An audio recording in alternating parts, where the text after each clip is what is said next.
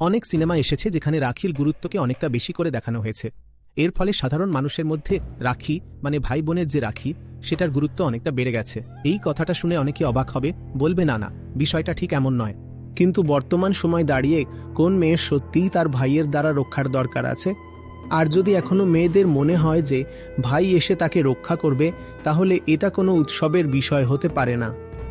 এটা বরং দুঃখজনক ব্যাপার হওয়া উচিত যে একটা মেয়ে এখনো তার ভাইকে বলছে, তুমি এসে আমাকে রক্ষা করো। কেন? মেয়েটি বা কেন ভাইকে রক্ষা করবে না?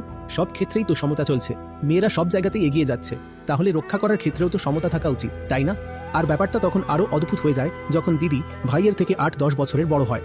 আর তারপরেও আপনি গিয়ে দেখুন, দেখবেন 1 বছরের একটা ছোট ভাই আছে, আর 10 বছরের দিদি তাকে রাখি পড়াচ্ছে আর বলছে, ভাই তুমি আমাকে রক্ষা করো।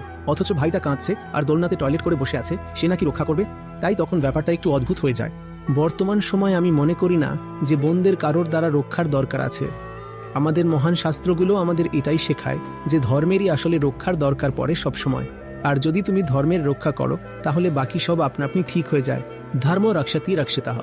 যদি ধর্মকে রক্ষা করো, সে তোমাকে এবং বাকিদেরও রক্ষা করে দেবে। তাই আজকের দিনে বোনদের কেন রক্ষার দরকার